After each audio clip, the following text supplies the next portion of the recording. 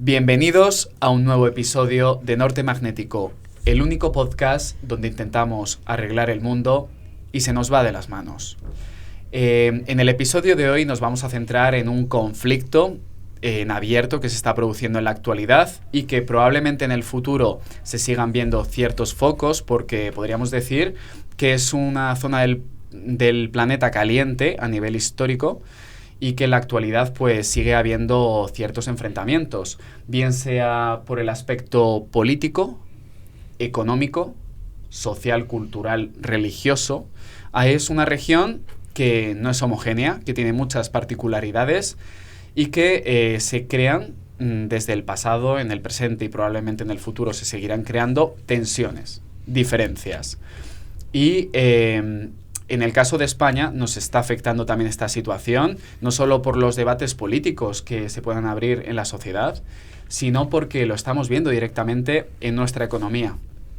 Lo estamos viendo, se está agravando progresivamente con el paso de los días, pero puede ser que esto termine estallando en una auténtica crisis del petróleo, como ocurrió en la década de los 70 del siglo XX, con la crisis del petróleo del 73 o del 79.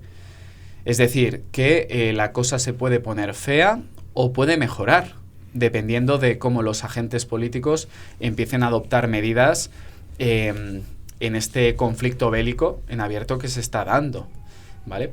Entonces, creo que lo podemos ver desde distintas perspectivas, pero creo que sería interesante ver cómo es Oriente Medio, porque de hecho Irán, podríamos decir hasta qué punto está dentro de Oriente Medio, ¿no? De Oriente Próximo, que también es un término impuesto en buena medida por Europa, hasta qué punto es Asia Central, ¿no?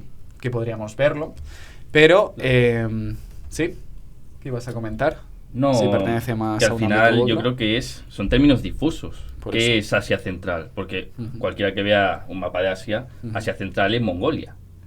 O es incluso un poco de China. O sea, ¿qué es Asia Central? ¿No? Entonces, por eso vamos a considerar Oriente Medio, ¿no? Corregidme si me equivoco, pues más o menos desde Anatolia, desde Turquía, incluyendo Chipre, que está justo al sur, a lo mejor hasta Pakistán, ¿no? Que Pakistán ya está, es limítrofe a Irán, entonces más o menos ya yo creo que puede estar en esa foto fija, ¿no? En ese margen, sí.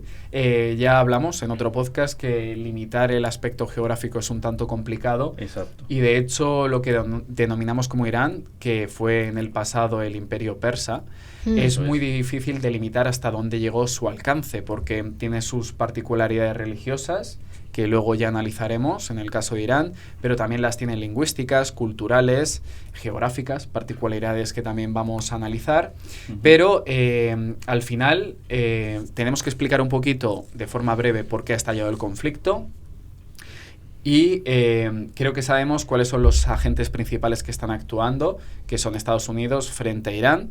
En principio es porque Estados Unidos, el gobierno de Estados Unidos, lleva una política de apaciguamiento en la región, donde lo que quieren es que todos aquellos países que estén dentro de Oriente Medio no posean ningún tipo de bomba atómica, o por lo menos es el discurso que defiende el gobierno actual del gobierno republicano que tenemos. El relato. Pero, bueno, los demócratas también con Obama estuvieron negociando, es decir, que es histórico también este tipo de acuerdo al cual han conseguido llegar en distintos momentos. Eso me recuerda un poco a las armas de destrucción masiva que había en Irak. Exacto. Bueno, eso ya nos haría para hablar de otro conflicto, de otra guerra, para de que sus veamos motivos. la trazabilidad, ¿no? De cuánto lleva esto. Exacto. Siendo un mejunje. Pero lo que está claro es que Irán es una auténtica potencia en la región, no es un país de segundo nivel y se ha desarrollado muchísimo, no solo en el sector primario, sino también en el secundario. Y ahora mismo a nivel energético lidera también en buena medida la región. Y han desarrollado tanto la energía nuclear que por información que tiene la inteligencia secreta de Estados Unidos, han ido recabando cada vez más información de que posiblemente pues, puedan utilizar armas de destrucción masiva en la región, bien sea contra Israel, contra Estados Unidos, que tiene múltiples bases militares, también en el Golfo Pérsico. Y por eso quiero que le demos cierta importancia a un ámbito que, aparte del militar, es el económico, porque en buena medida la economía mundial depende de esa zona del planeta. Una zona del planeta que es clave por todos los recursos que tiene, que no son pocos. Eso es. De hecho, podemos ver gran variedad en esa región. Podemos encontrar desiertos espectaculares, desiertos de dunas, pero también podemos encontrar grandes montañas, podemos encontrar zonas de costa, podemos encontrar valles muy fértiles, como es el caso de Irán, que frente, por ejemplo, a Arabia Saudita, tiene un sector primario mucho más pujante y que pueden competir. Entonces, a mí me gustaría ir repasando, aunque sea algunos sectores que son estratégicos, para que entendamos cómo se han hecho tan sumamente ricos esos países, por qué existe esa tensión y por qué esta nueva tesitura geopolítica puede cambiar la economía de ciertos países.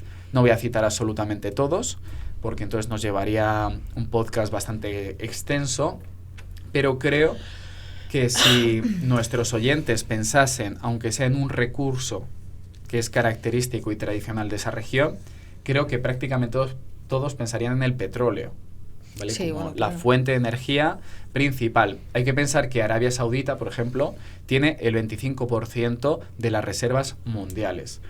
Y hay un factor que caracteriza mucho a esta región del Golfo Pérsico, y es que es bastante barato de extraer.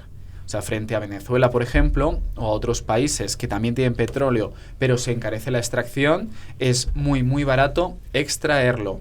Pero es que Arabia Saudita, por ejemplo, tiene también gas natural, que de hecho el gas natural se suele encontrar siempre bastante cerca en los propios yacimientos de petróleo, ¿no? Encima, en la zona más montañosa de Arabia podemos encontrar oro, podemos encontrar fosfatos, y en ciertos países de la región, también lo podremos hablar igual después con más detenimiento, el turismo está siendo una apuesta importante, ¿vale? Mientras que Irán, que luego lo comentará si no mi compañera, hablando de una zona muy, muy montañosa, tiene muchísimos minerales como el zinc, el cobre, también tienen, lo podríamos analizar, pero gas, petróleo, pero todos esos minerales son fantásticos para asentar una industria en esos países y poder aprovecharlo para el aluminio, el acero. Luego lo iremos analizando con otros países, pero en cuanto a la agricultura, Irán, por ejemplo, es una auténtica potencia en la producción de pistachos o el azafrán, ¿vale?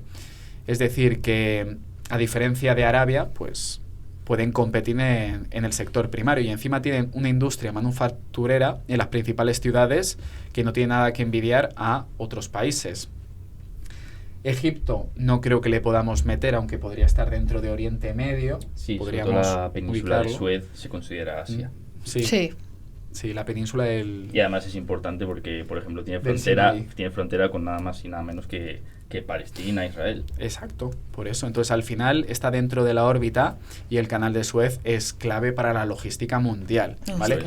Ya citaremos el estrecho de Hormuz, por donde pasa el 20% del petróleo mundial, una quinta parte. Y el 25% de gas natural licuado. Y de gas natural licuado, Sí, porque que también es fundamental. porque también están diciendo de que el gas está subiendo muchísimo de precio, porque se están centrando sobre todo en la crisis del petróleo, pero también la del gas. Exacto. Van de la mano. al Van de la final. mano. Exacto.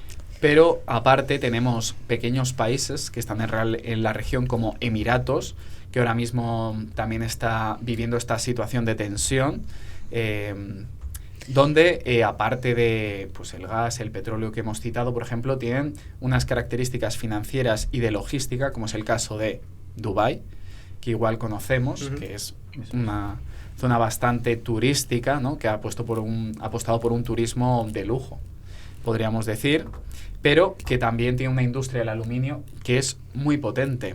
Tendríamos Qatar, que aparte de ser conocido por el Mundial, por otros eventos deportivos que intentan atraer inversión financiera, es el segundo productor mundial de helio.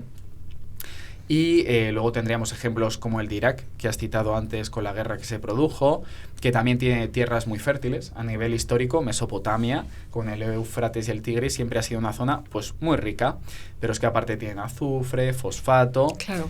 Y luego pues el caso de Israel, que por lo que sea también es un actor que influye de forma determinante en esa región. Y que está participando también en el conflicto. Que en está primera participando de primera mano, tanto defendiéndose de ataques como produciéndolos, influye en la región. ¿Vale? Y sobre todo una puntualización, el tema de Emiratos Árabes y bueno, pues que es un núcleo principal de turismo y de logística. Exacto. Es un hub estratégico para las aerolíneas. Para viajar hacia Asia. Ahí está. Entonces, claro, que esa zona esté siendo atacada está generando también un nuevo orden a la hora de este lo que está afectando los sucesos recientes a la desviación de los Claro, vuelos, es que ese es el tema. todas las incidencias que están viniendo. Y es que si el conflicto es un lugar central para quien quiera ir al resto de Asia o a Oceanía. Claro, entonces, y estos países han aprovechado en base a ello creando una oferta muy atractiva para viajar en sus aerolíneas nacionales, exacto. las cuales aportan también mucha gente, mucho turismo a estas zonas, y ahora mismo están perdiendo una cantidad ingente de miles de millones de euros por este conflicto. Es que ese es el tema, y si el conflicto se alarga, ¿qué va a pasar con eso? Porque eso es un núcleo de intercambio, lo que has dicho, un hub estratégico de las aerolíneas.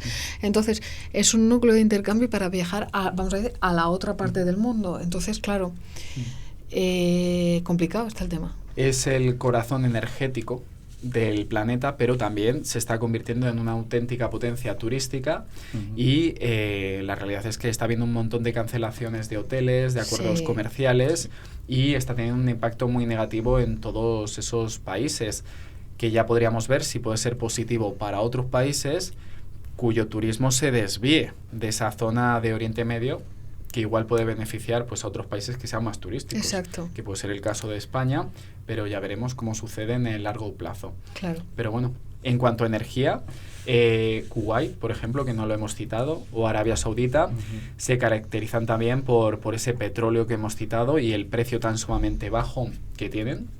Luego el gas natural, pues estaría Qatar e Irán, que tienen el yacimiento de gas más grande del mundo. Y luego también pensad que se está sustituyendo cada vez más el petróleo por el gas, también porque es una energía que se ve como de transición, ¿no? Que reduce un poco la huella de carbono frente al petróleo.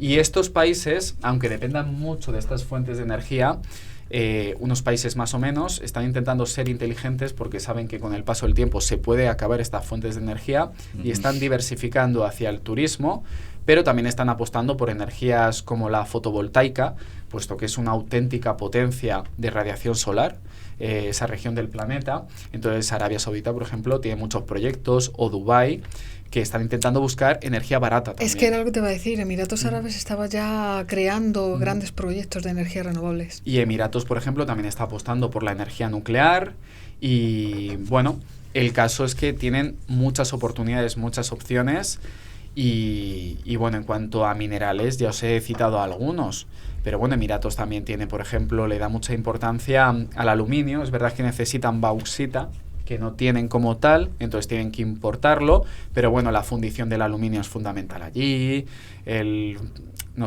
fosfato en Arabia Saudita, ya os he citado, el oro, que aparte de Egipto, pues lo podemos encontrar en el escudo árabe, ¿vale? El escudo árabe es Arabia Saudita, entonces, bueno, Omán, que es otro país que no se le suele mencionar tanto, pero es un agente geopolítico importante porque siempre intentan mediar en ese país partes que estén igual en conflicto. Pues, por ejemplo, tiene cromo, que es fundamental para el acero, ¿vale?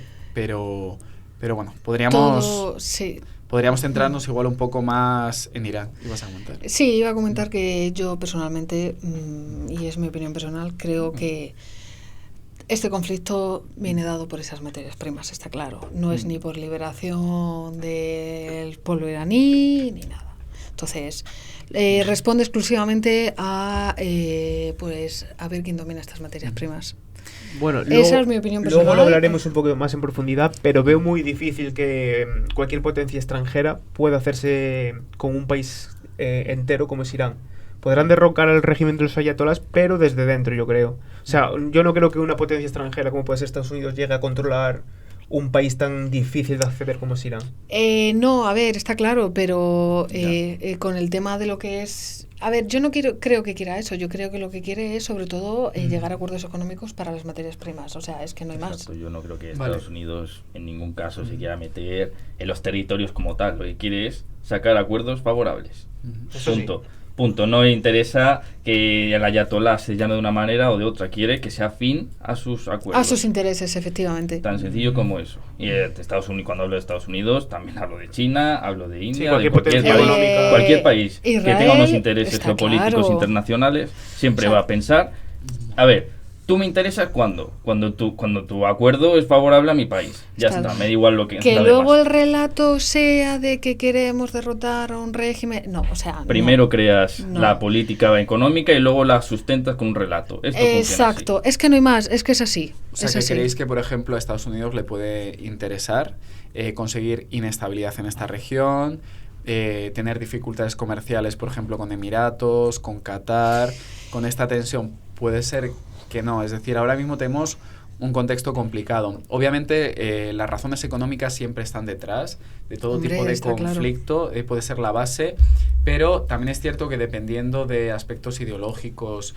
culturales, de las relaciones sociales que haya o religiosas, puede ser que el gobierno de un país adopte unas medidas u otras porque quiera, no sé, que mejore la situación de la población. En fin, igual hay que ser un poco ilusos, pero siempre hay unos argumentos que intentan dar. Ahora bien, la realidad es que las decisiones que están tomando están alterando el panorama, y no solo por la pérdida de la vida de muchos militares, de Y personas, del pueblo, y del civiles, de pueblo, aquellos y civiles. barcos que igual están siendo bombardeados también y pueden bloquear el estrecho de Hormuz, que no os creéis que tienen muchos kilómetros, no sé si serían 4 kilómetros, no sé si un poco más. 3,5 de ancho, 52 de largo. No sé, yo que pensaba que eran como unos 50 también de profundidad, pero más o menos. Un Al poquito. final es poco y puede ser bloqueado si son bombardeados. Bastante Entonces, menos que Gibraltar. Irán ya ha dicho que ellos igual pueden dejar pasar algún carguero, pero tienen que pedir autorización a Irán. Entonces, su arma estratégica era esa. Están dejando pasar a los barcos chinos. Ujú.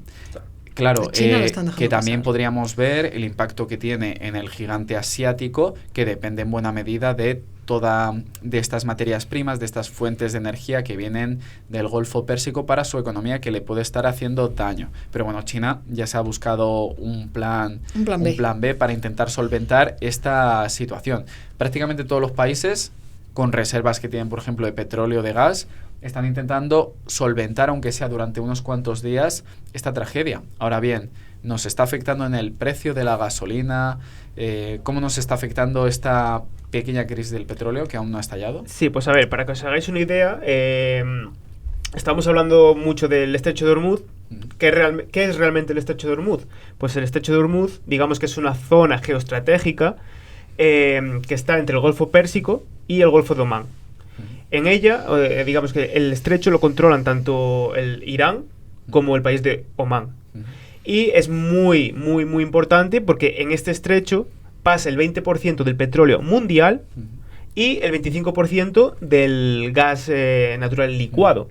¿Por qué es tan importante? Porque, digamos, antes Edu ha hablado de los países más productores de petróleo que en el mundo. Pues digamos que Qatar, Emiratos, Kuwait y una parte de Arabia Saudí, la única forma que tienen de sacar ese petróleo al mundo es por el estrecho de Hormuz. ¿Vale? ¿Y por qué es tan, digamos, tan importante? Por el hecho de que Irán, cuando empezó este conflicto, amenazaba con, como sigáis así, voy a cerrar el estrecho de Hormuz y los precios energéticos van a dispararse por las nubes. ¿Por qué?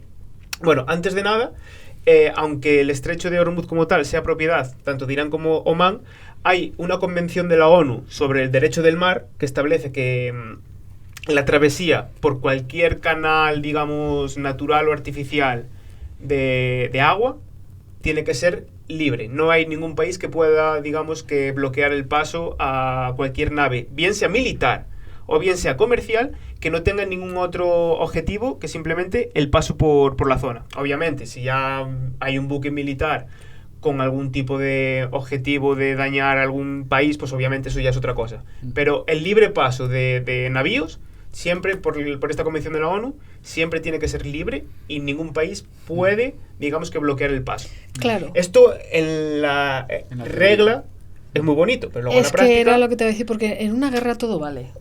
Exacto, correcto. Exacto. Y obviamente el conflicto que estamos teniendo ahora en esa zona es muy serio y al final digamos que Irán está viendo como amenazada su existencia.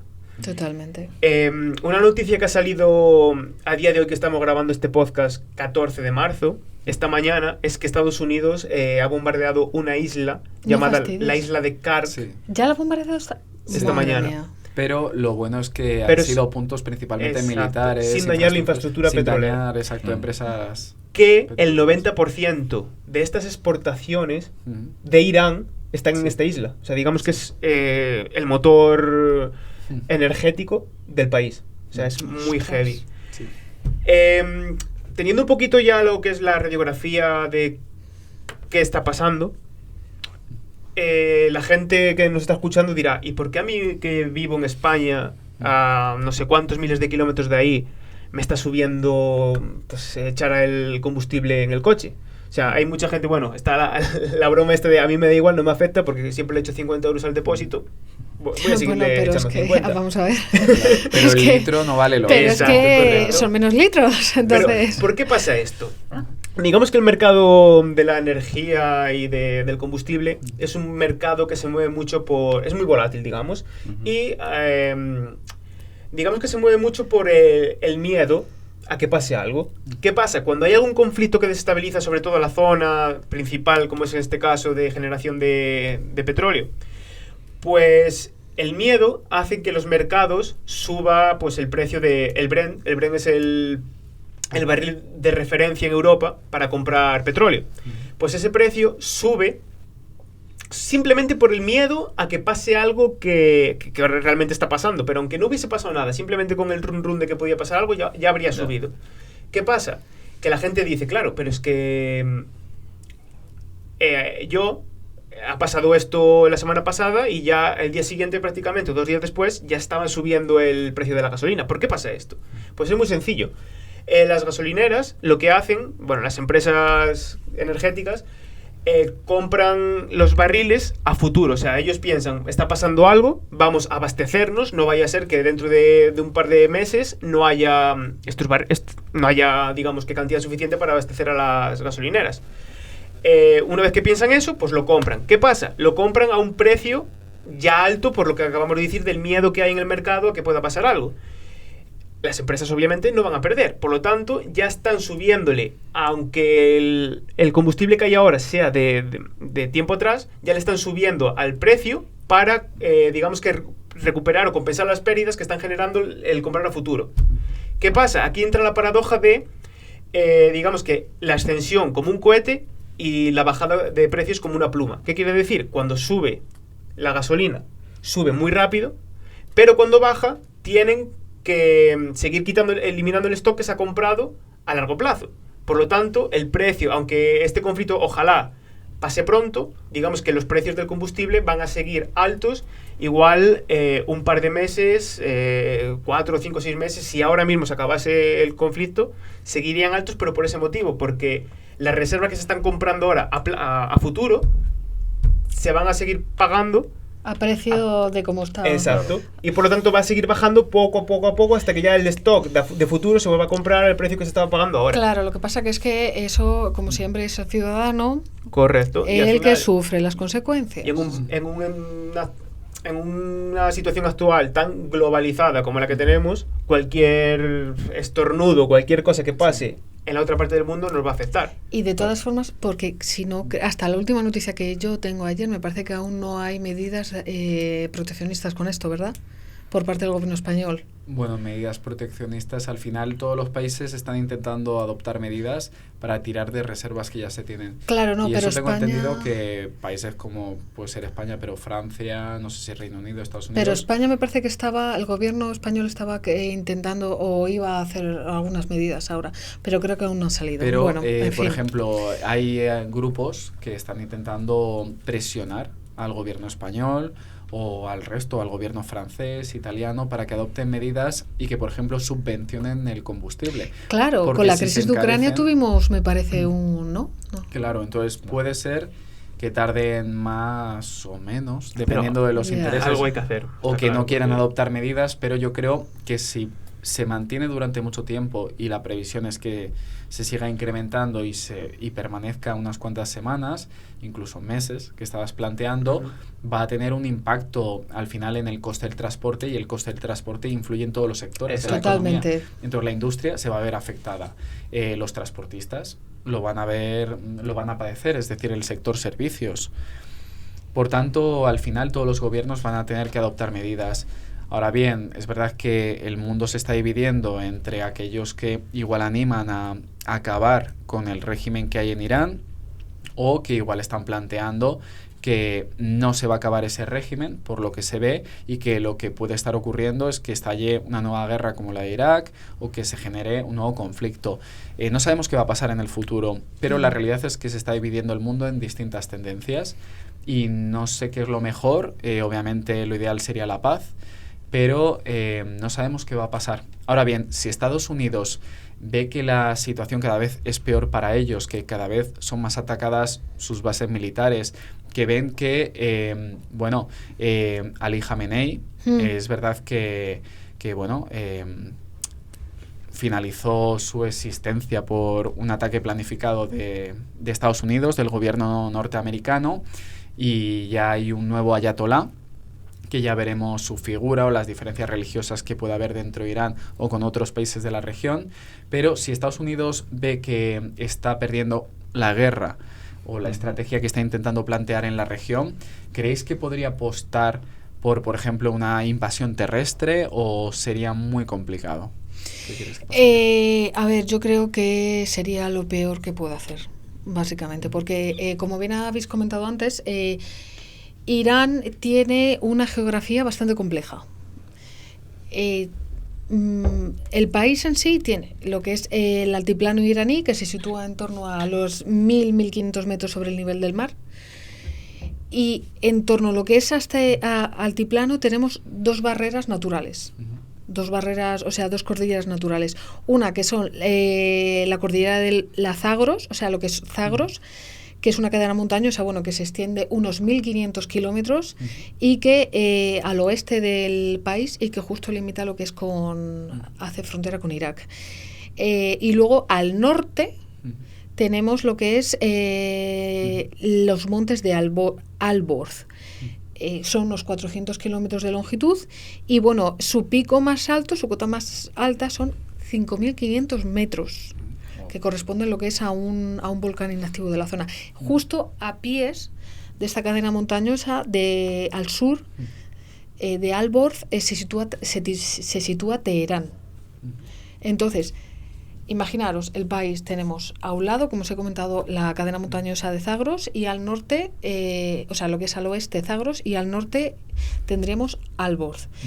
Y en el interior, en la planicie, hay dos grandes desiertos. Teherán al norte tiene lo que es la cordillera de Alborz, y al sur tiene el gran desierto de Das et Kabir, perdonadme por la pronunciación. Es un enorme desierto salino. Y luego hay otro gran desierto que se llama Das et Lut.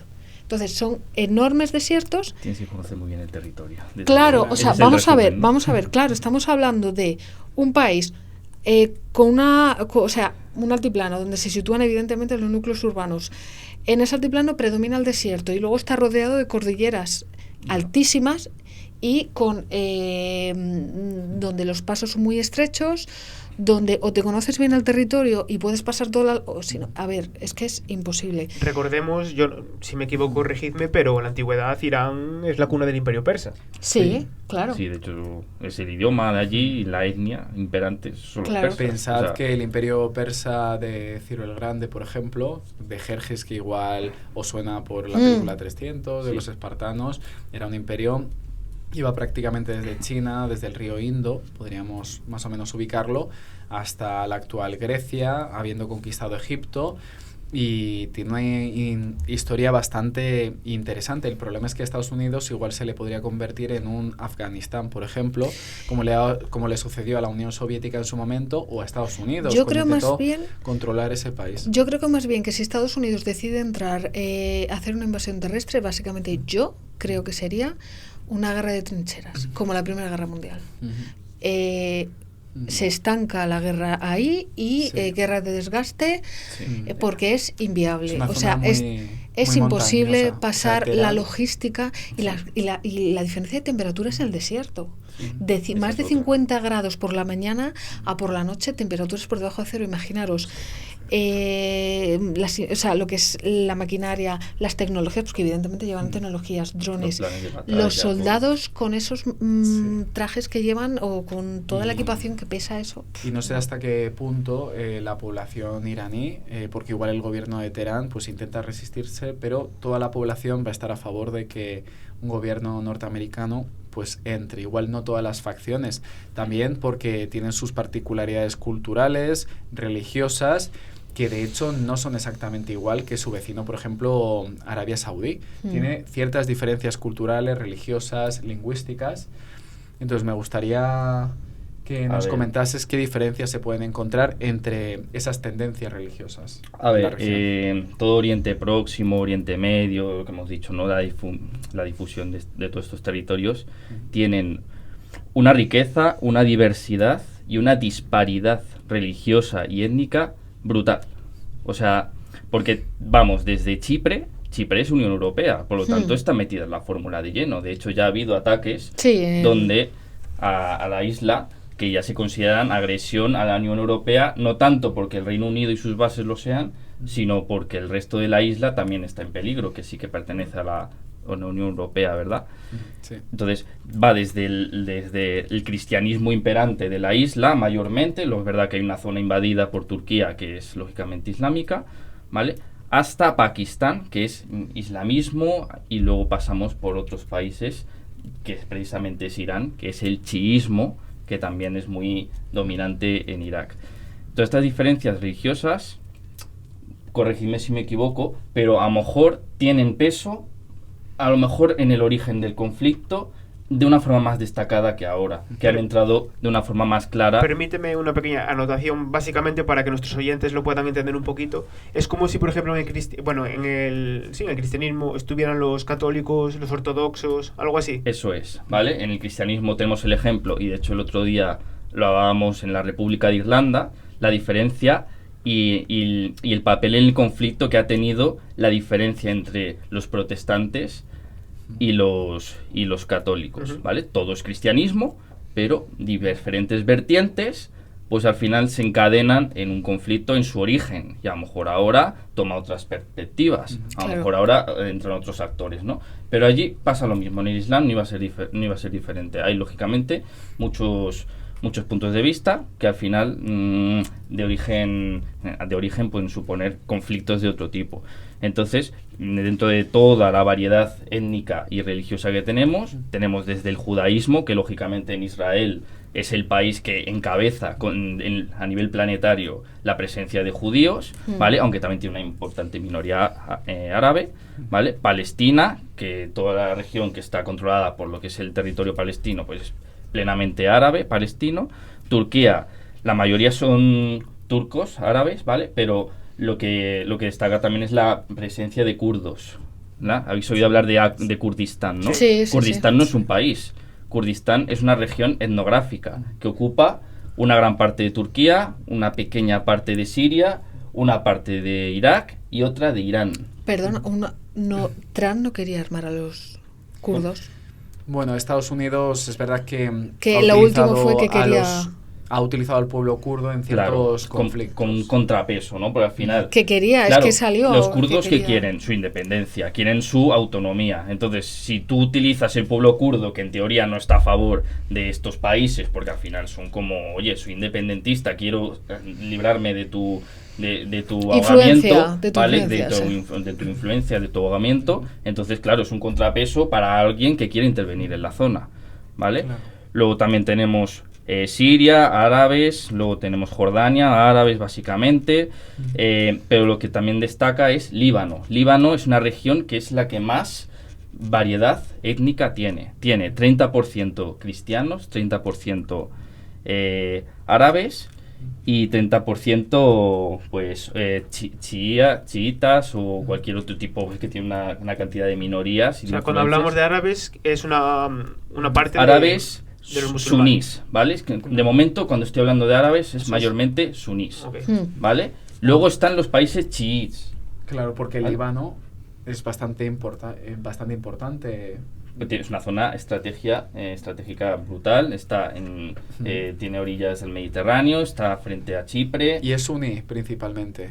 Básicamente, pero es verdad que el país tiene una variedad brutal en cuanto a etnia, en cuanto a religión. Porque, por ejemplo, Hezbollah, es verdad que, bueno, no sé hasta qué punto puede ser sí, pero yo imagino que Hezbollah apoya a Irán, por lo tanto será claro, sí. Sí, claro, pero no me queda claro. Esa parte de zona al sur del país, sobre todo, pues esta banda armada actúa en nombre, digamos, de esas facciones. Israel está... no por parte de los cristianos, lógicamente. Israel está ahí. Pero no sé hasta qué punto, o jamás, por ejemplo, en Palestina, hasta qué punto, porque Palestina es suní en lugar de chiita, entonces se dan ciertas particularidades, o sea, ciertas alianzas estratégicas que también se dan. Pero también para hablar de esa variedad, toda la península arábiga, ¿vale? Todo, Arabia, Omán, Emiratos Árabes Unidos, Yemen, ¿vale? Kuwait, todos esos países tienen la misma peculiaridad. Predominan las facciones más duras, por decirlo de alguna manera, del Islam suní, ¿vale? Pero en cuanto a composición de su población, destaca mucho población del sur de Asia. Pero cuando digo mucho es 20-30%. ¿Por qué? Porque estos países de inicio contaban con muy poca población. ¿Qué es lo que pasa? Que su desarrollo tan brutal no podían hacerlo solos. Necesitaban inmigración masiva. ¿Qué es lo que hacían? Pues tirar del sur de Asia, de población de India, de población de Pakistán o de población de Bangladesh, ¿vale? Que aun siendo la población de mano de obra barata, es población que cobraba muchísimo por encima de lo que hacían sus países. Entonces todos a mansalva allí, ¿vale? Destacó, por ejemplo, su papel en la creación de los estadios, ¿no? del Mundial de Qatar, pues básicamente población, mano de obra que no lo iba a hacer la gente local, pues lo tiraron de ahí. ¿Vale? Pero esa población sigue más o menos, no tan estable, ¿no? Como los locales, pero más o menos hay siempre esa composición. También sería suní, Pakistán. Sí, de hecho Pakistán, la diferencia entre Pakistán y la India, pues, a lo mejor a nivel étnico hay muchísimas similitudes. La diferencia entre los dos países es básicamente religiosa. Y ya como un dato interesante a tener en cuenta, ¿sabéis cuál es el país del mundo donde más musulmanes hay? ¿Cuál? Indonesia. En Indonesia, eso también es un dato curioso. El país del mundo donde más y de hecho también es suní. Indonesia, aunque esté apartado de esa región. Sí, es verdad que está un poco aparte, ¿no? Pero sí, hay Egipto gran influencia. O Turquía también serían suní. Y de hecho, nuestro país vecino, que es Marruecos, también entraría dentro de esa corriente religiosa. De hecho, se estima que a lo mejor el 80-85% de la población del Islam, del mundo, es suní, ¿vale? Es una grandísima mayoría. Pero ¿dónde es mayoría otras facciones que estamos hablando del chiismo, sobre todo? En Irán, precisamente, y también en Irak, ¿vale? Lo encontramos ¿vale? en otros países, ¿vale? Pero sobre todo en esos dos, ¿vale? Y os preguntaréis, ¿cuál es la diferencia entre las dos? O sea, ¿cuál es la diferencia práctica? ¿Puede ser que una sea más radical que la otra o...? No es tanto de radicalismo, es un origen de percepción. Cuando muere Mahoma, en el 632 después de Cristo, el Islam se plantea un debate. ¿Quién debe suceder sus teorías, su legado? ¿Quién debe ser los siguientes personajes que encabecen un poco, ¿no? del dogma del Islam? Pues por una parte tenemos el sunismo, que dice que, bueno, pueden ser diferentes planteamientos, ¿vale? No tiene por qué ser una familia sucesora de lo que es el profeta, no tiene por qué venir de él, ¿vale? Por lo menos de una forma estricta, ¿vale? Que el chiismo que dice que sí, que tiene que venir como si fuera una familia real, ¿no? Todo tiene que venir de sangre del profeta Mahoma, ¿vale? Entonces, el chiismo se ha destacado siempre por tener muchísima más rigurosidad, ¿vale? En cuanto a su jerarquía, por ejemplo, los ayatolás no dejan de ser una cabeza visible de esa teología, mientras que el sunismo, ¿vale? Es verdad que hay facciones y facciones, ¿vale? Pero el sunismo es más flexible en ese aspecto. No tanto en las obligaciones de la religión, tal, que ahí sí, yo creo que todos los países islámicos procesan cierta rigurosidad, ¿no? de su dogma, ¿no? De sus prácticas. Las cinco pilares del Islam, de la limosna, del peregrinaje, sí. ¿Vale? Todo esto se respetan de manera equitativa entre todas las facciones. Y ya como una pregunta curiosa que tengo, cuando la península ibérica fue conquistada, ¿qué rama fue la que vino aquí? El sunismo, entiendo, ¿no? O sea, por ejemplo, la Alhambra... Pero en aquella época, vamos a ver, es que a lo mejor ha desarrollado de aquella época. A ver, claro, es que ha podido... Todavía estaba... No sé, Claro, piensa que estaba... que es muy reciente. Sí, como que eso fue, a lo largo del tiempo fue como ya, claro, pues... fue muy reciente, se tardaron mucho en asentar los dogmas, y es verdad que lo que había en el sur de la península... Recuerda que siempre la mayoría ha sido suní, ¿vale? De hecho, el chiismo es básicamente donde ahora están donde estuvo el imperio persa.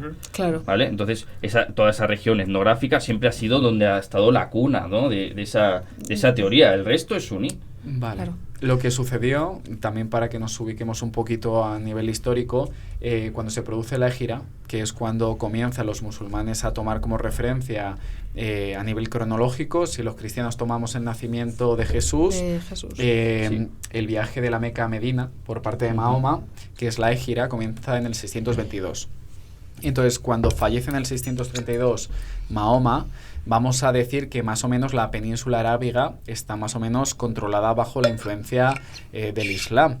Entonces, justo en ese momento se produce una crisis, y es también cuando se redactan el Corán, que yo creo que es bastante conocido el Corán, Sí. y luego, cuando hablamos de sunismo, se redactó también la tradición o sunna, que de ahí viene el sunismo, ¿no? Ese término.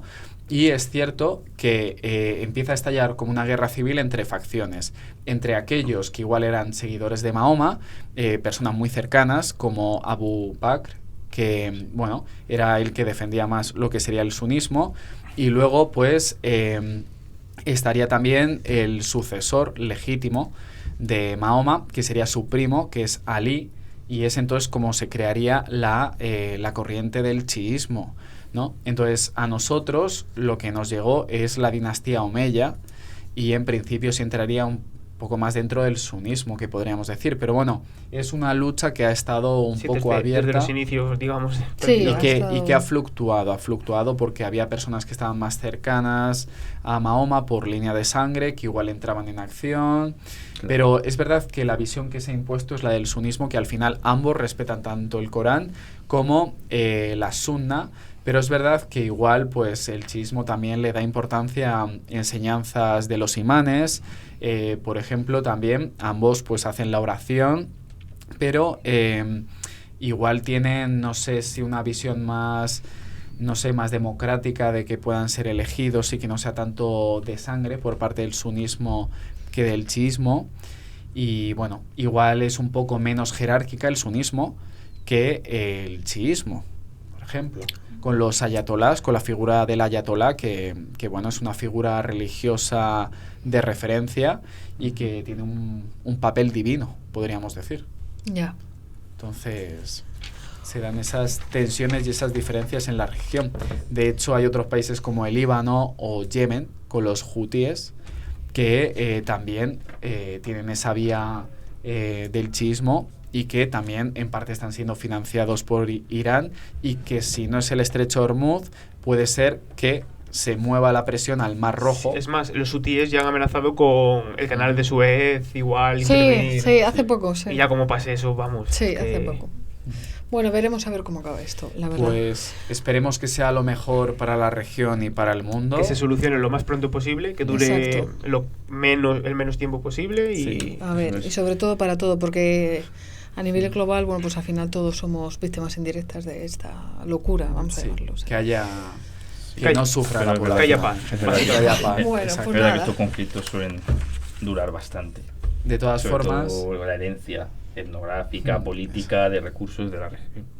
Ya. a eso me refiero, que de todas formas es un conflicto que vamos a seguir de cerca y que posiblemente en el futuro pues vaya cambiando, vaya modificándose, y de todas formas pues estaremos atentos para intentaros iros informando y, como habéis dicho, que el resultado sea el mejor para la humanidad. Bueno. Así que nada, un aplauso. Venga, Nos yo creo. vemos vamos en el al próximo siguiente. episodio y un aplauso.